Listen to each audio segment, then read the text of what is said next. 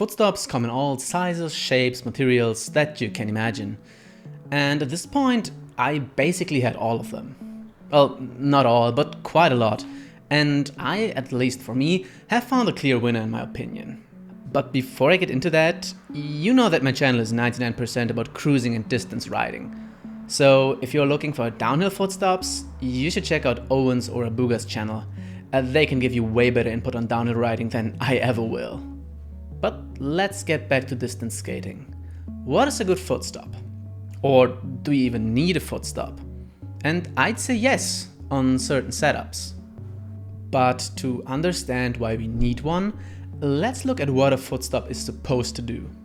There are two main functions. They should increase your connection to the board.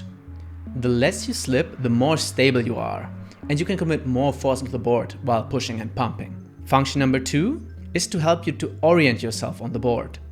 This makes riding easier as you don't have to worry about foot positioning, so you don't have to worry about accidental shoe bite or off positioning. Drop decks mostly don't need footstops, since your foot is already positioned at the end of your board. Pantheon does this very nicely with rounded drops. These feel super comfortable to stand against and basically act like a natural footstop. So I'd say you definitely don't need a footstop on a drop deck, but where it gets really interesting is on top mounts and on bracket decks. Brackets are relatively tame, concave-wise, compared to downhill boards, so you don't really get that feedback about your foot positioning. When it comes to positioning, a footstop can make your ride so much better. Same goes for top mount pumpers. Having a footstop just feels so much nicer. It's way easier to grasp where you are on the board. But what footstop should you use? I mean, a lot of this is preference, of course, but let me explain why I prefer certain footstops. Let's start with fancy ones like these scythe footstops. These look amazing and offer a lot of grip, but in the end, I don't really like them. As you can see, these are pretty heavy and bulky, both things you don't really want. And even a smaller version of this, like this Olsen Aegis, they don't really work for me. While they lock you in with their form, they also lock you down more than you want on an LDP setup. And when you need to bail on them, you can get stuck pretty easily.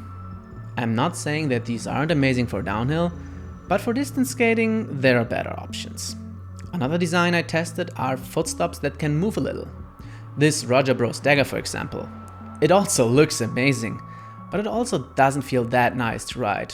I also made one myself, but that also doesn't really feel that nice. I just don't get the feedback I want, and it feels kind of flimsy on the board. People love this thing for downhill riding, but as I said, not a downhill rider, and for distance skating, this is also not, in my opinion, a good choice. But let's actually look at what works for me, and to be honest, the best solution for me are footstops like the Exile footstop or the Lapskate footstop. These are all small outward-facing profile footstops. They don't take much space, don't add much weight, give you very good feedback on your foot, work for regular and goofy, and they don't lock you down excessively. Also, they are pretty cheap. I realized for me that less is more, and that this one works best for me, but that's of course only my opinion. If you disagree or have another footstop you really like, feel free to put it in the comments. And I'll see you in the next video. Bye!